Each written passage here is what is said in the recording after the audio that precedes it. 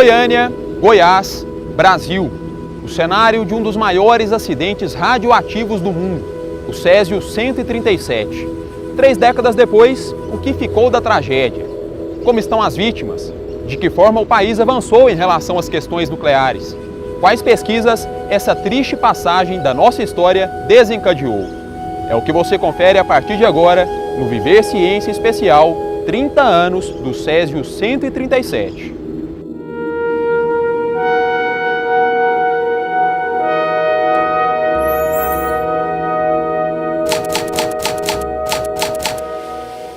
O Césio 137 é um variante radioativo do metal césio, utilizado na indústria e na medicina, em equipamentos de radiografia e radioterapia. É usado de forma controlada para auxiliar no tratamento de doenças, mas a exposição inadequada a essa substância pode provocar o efeito inverso e até matar. O Césio 137 ele é muito nocivo porque, na verdade, ele emite uma radiação altamente penetrante, radiação gama, que é uma radiação ionizante, que pode atingir até centímetros de chumbo. Ele também, ao mesmo tempo, emite uma outra partícula beta, que também é muito nociva à nossa saúde. O Césio pode atuar a nível molecular, a nível funcional mesmo. Então, essas radiações que o Césio emite, ele pode provocar diversas lesões no DNA ou então em outras entidades da célula, provocando consequências muito graves ao nosso organismo. Em 1987, essa substância aterrorizou a capital de Goiás e chamou a atenção do mundo. O acidente radioativo provocou mortes, alterou o curso de muitas vidas e desencadeou uma série de estudos a nível global.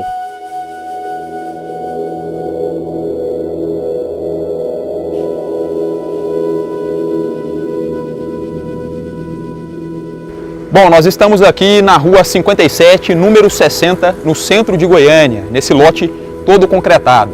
Eu e o professor Carlo Patti, do curso de Relações Internacionais da UFG, estamos usando aí roupas normais, sapatos normais, mas há 30 anos, professor, as pessoas que transitavam por aqui usavam roupas especiais, pareciam astronautas. Explica pra gente que lugar é esse. Exato, esse foi um dos lugares da contaminação do acidente radiológico de Goiânia, do Césio 137, em setembro de 1987. Essa é tristemente conhecida como aquela que era a casa da menina Leite das Neves, que foi uma das vítimas do acidente, uma das 4 vítimas imediatas do acidente.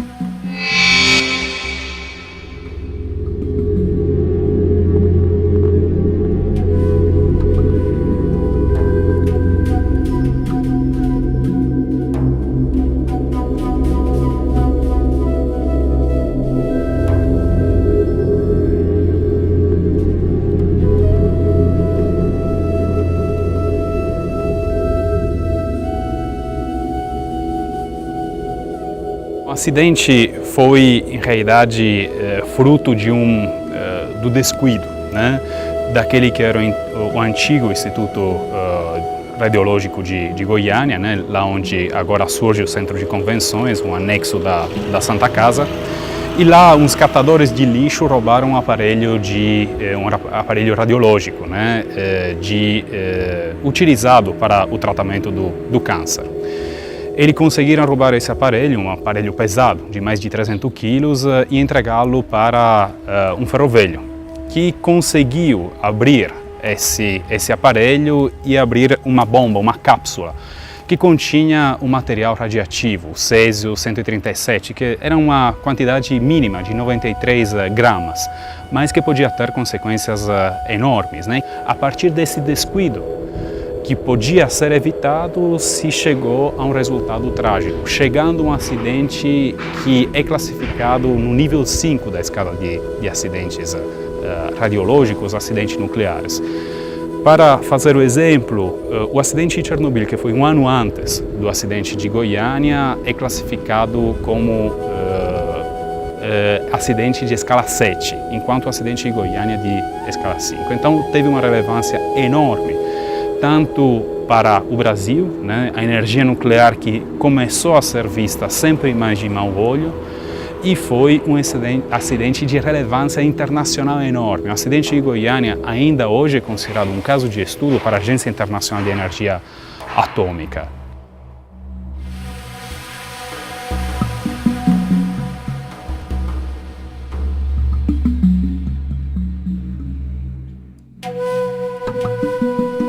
O acidente de Goiânia teve repercussões positivas, se assim podemos dizer. O Brasil, na época, em 87, estava vivendo um processo de redemocratização. Se criou uma legislação apropriada para evitar que novos acidentes pudessem ocorrer. Se criou um depósito de rejeitos radioativos aqui, próximo a Goiânia. E a Comissão Nacional de Energia Nuclear também agiu, tomou as providências. O que precisa fazer ainda talvez seja uma reforma daquela que é a Comissão Nacional de Energia Nuclear para criar uma agência regulatória nuclear que possa fiscalizar aquelas que são as atividades no âmbito nuclear. Mas a reação foi excelente, foi uma reação internacional excelente, todo mundo demonstrou a própria solidariedade ao Brasil naquela época. O Brasil buscou ajuda, então, de outros países. O Brasil buscou ajuda de outros países, prestaram ajuda, a mesma União Soviética, a atual Rússia, né, prestou ajuda em consequência daquela que tinha sido a própria experiência em Chernobyl, né? Mas a Argentina também garantiu ajuda para o Brasil e outros países. Houve médicos dos Estados Unidos que prestaram ajuda e, sobretudo, ajuda em o que fazer em relação ao acidente. Professor, e que lição esse acidente trouxe para o Brasil? Então, é um triste aprendizado que o Brasil adquiriu, né? Mas é uma lição de maior respeito, que precisa de um maior respeito daquela legislação, sobretudo em estocar ou cuidar de equipamentos tão sensíveis e tão importantes como equipamentos radiológicos ou equipamentos nucleares, né? O Brasil ainda hoje é um país que produz energia elétrica através da força nuclear, detém reservas de urânio. Então é importante que a lição que a gente adquiriu com o acidente radiológico de Goiânia evite que em outras situações possamos enfrentar emergências parecidas. Professor Carlo Patti, muito obrigado pela entrevista. Muito obrigado a vocês pela oportunidade. O Viver Ciência Especial Césio 137 faz agora um rápido intervalo. A gente volta na sequência.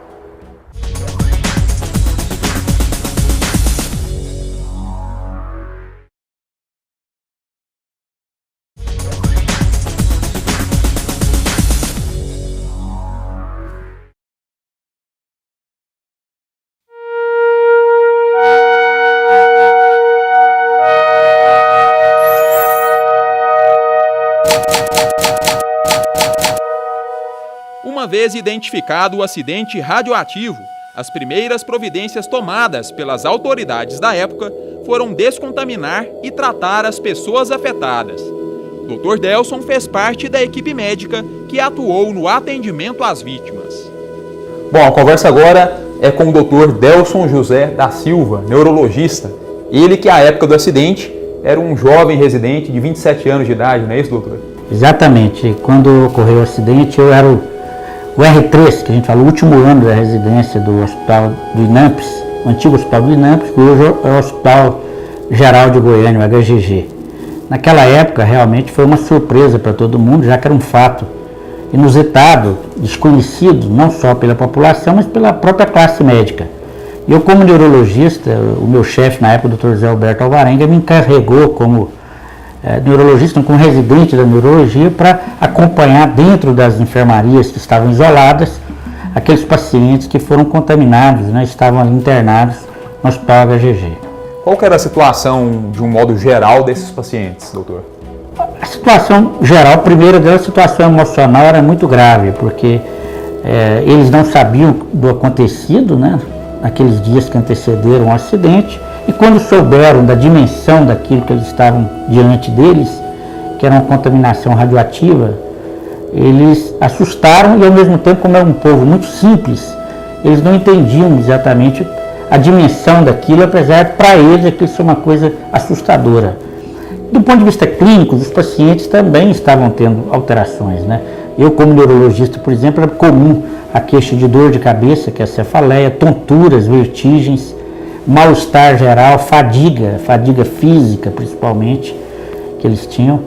E lá eles internados, chamava muita atenção que alguns tinham feridas de queimaduras que eles pegaram ali na substância, né? Então chamava a atenção da gente aquilo, queimados na perna, depois no bolso. Alguns puseram a pedra, era bonita, pôs ela no bolso para levar, para mostrar para as pessoas. Então era assim uma coisa tremenda, né? Uma pedra que parecia para eles que ia ser uma coisa diferente, na verdade está diante de um risco tremendo, né?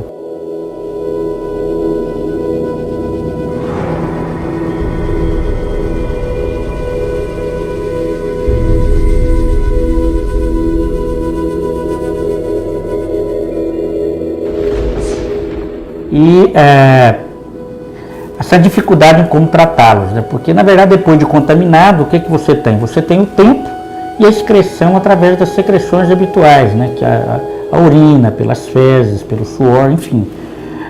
Então naquele momento ali foi um momento considerado dramático diante da situação que eles viviam.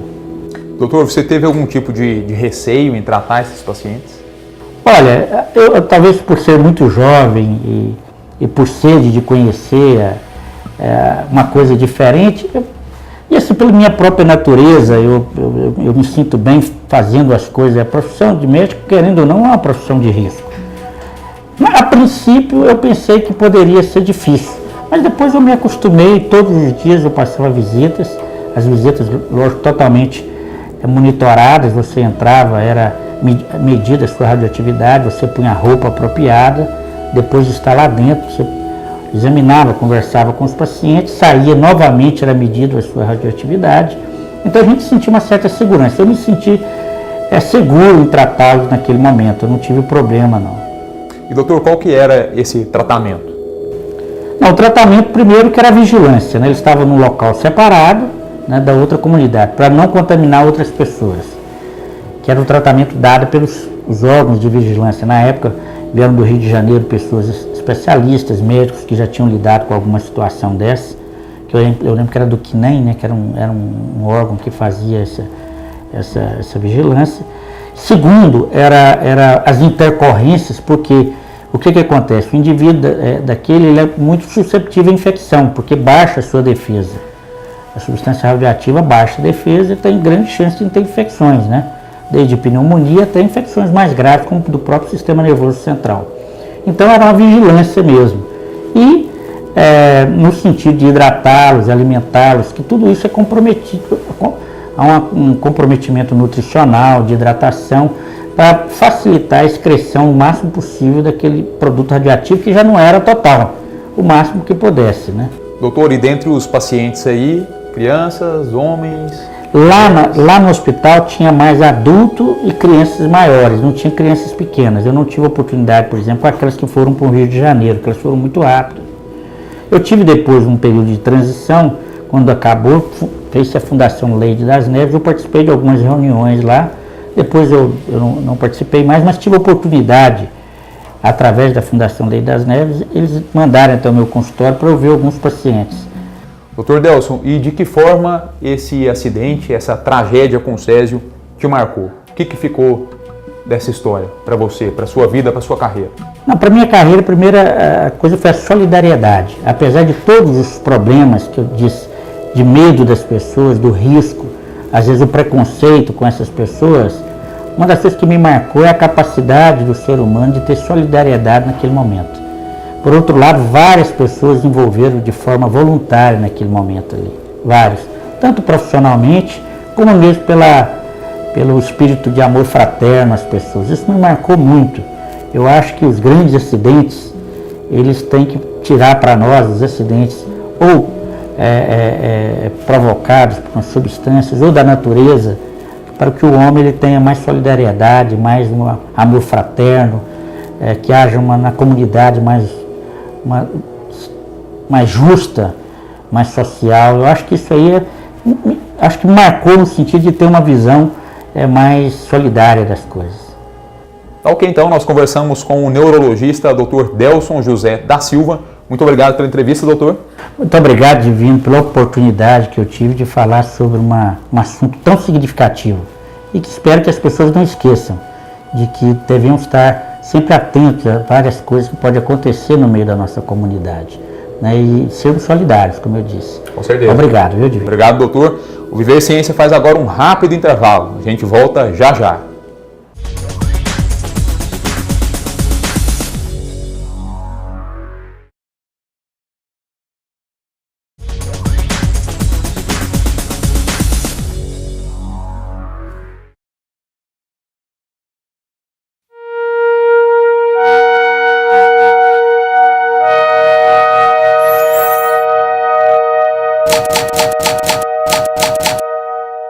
A Associação das Vítimas do Césio 137 estima que mais de 6.000 pessoas foram atingidas pela radiação.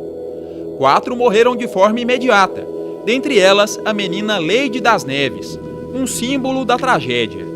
Odesson Ferreira, tio de Leide, também se contaminou com o metal. As marcas ficaram para toda a vida. Odesson, de que forma você e sua família tiveram contato com o Césio 137? No dia 13 de setembro de 87, o Wagner e o Roberto encontraram aquele objeto lá nos escombros do Instituto Goiano de Radiologia, onde hoje é o Centro de Convenções. Eles levaram isso para casa na rua 57, lá eles abriram o lacre de onde continha Césio 137 e a peça que eles levaram é um cilindro. Lá na 57 esse material ficou até no dia 18. No dia 18 eles venderam para o meu irmão, Devair, que o Devair mexia com ferro velho. Ele comprava e vendia e revendia materiais recicláveis. E do dia 18 até no dia 26 esse material ficou na casa dele. Eu fui fazer uma visita a ele no dia 22, por volta de 16h30 horas, quando ele me mostrou aquele objeto dizendo que era muito bonito, que aquilo tinha uma luz própria, no escuro evidentemente, e que era muito atraente. Ele queria inclusive fazer uma pedra de anel, né, e presentear a esposa. E me mostrou dizendo que eu poderia levar um fragmento daquilo também para fazer, se eu quisesse, né, fazer um anel, qualquer coisa nesse sentido. Mas eu peguei um fragmentozinho, metade de um grão de arroz, mais ou menos, coloquei na palma da mão e fiz esse movimento. E aquilo virou pó, esfarinhou. Então eu disse, não, mano, isso não tem consistência para anel, não presta, não. E o meu contato com aquele objeto foi muito rápido. Menos de 2 minutos coloquei na palma da mão. E fiquei na casa do Devair, sentado ali no sofá, tomando café, conversando com ele, mais ou menos uns 40 minutos. Ele já estava doente. E a Maria Gabriela, a esposa dele, me disse que para dormir ela tinha necessidade de trazer alguma coisa para cobrir aquela peça. Uma toalha, um lençol, alguma coisa para cobrir, senão não conseguia dormir porque clareava toda a casa. Isso quando apagava as luzes. E eles tinham um pássaro preto na gaiola e esse pássaro já tinha morrido. Naquele espaço que a peça chegou ali, já tinha morrido. No dia 24, o Ivo, o pai da Leide, tem outro irmão, foi na casa do Devair também fazer uma visita e lá ele encontrou aquele objeto que brilhava muito e foi à noite. Então ele teve o interesse de levar para casa. Ele pegou um fragmento, um pedacinho daquilo, colocou numa caixa de fósforo, colocou no bolso e levou para casa. Chegando lá, ele mostrou para a Leide, jogou debaixo da cama dela, apagou as luzes, aquilo brilhou, e aí ela veio brincar com aquele objeto. E a mãe dela estava preparando o jantar, cozinhando ovos. Ela pegou um ovo cozido, evidentemente que com a mãozinha certamente tinha fragmentos, e ingeriu, comeu. Já naquela noite mesmo ela passou mal, muito mal. Que é isso? Você vai ver já já. Que lindo! E assim aconteceu. Toda a família, mais de 40 membros da nossa família, se envolveu nesse acidente, porque todo mundo que ia visitar o Devair acabava se contaminando ou sendo irradiado. Eu, por exemplo, me contaminei ao tocar naquele objeto, fui para casa, eu morava a 22 quilômetros de lá, morava no Parque das Nações, E chegando em casa, evidentemente que ao tocar minha família, mulher e filhos, todos eles ficaram irradiados por mim. Inclusive a minha casa foi parcialmente demolida.